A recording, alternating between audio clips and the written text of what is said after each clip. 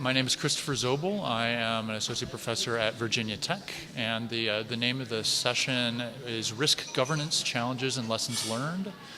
We had three different speakers in the session. The fourth speaker did not show up. That gave us a little bit more time per session, or per speaker that was there. And all I'm going to do is just summarize. Basically, I took one point from each of the three speakers that were there, kind of the, in my words anyway, what the main point that they were trying to get across in their presentation.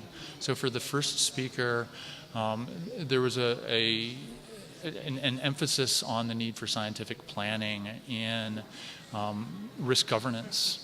And in particular, they talked about how disaster relief and rehabilitation should be undertaken with such scientific planning and should also involve all stakeholders. So it's not just the government that is actually doing the planning, but they should involve the stakeholders in order to make effective decisions on the ground.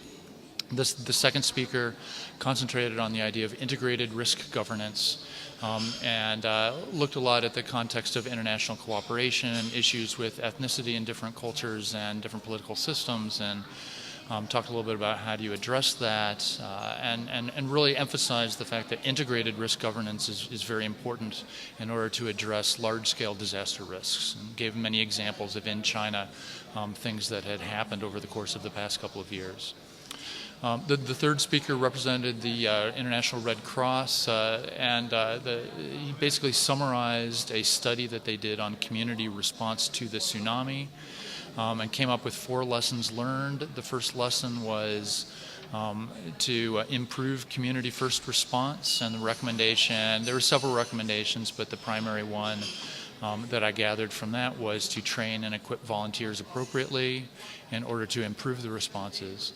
The second lesson learned was to standardize messages, to standardize warning messages, and in particular to ensure that people on the ground that were affected by them would understand the meaning of the messages. Is it just an alert or is it an evacuation order?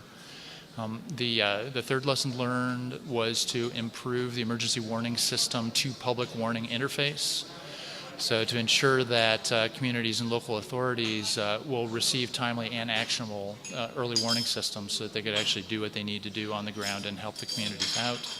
And then the fourth lesson learned was to help authorities develop a big picture view of the community response.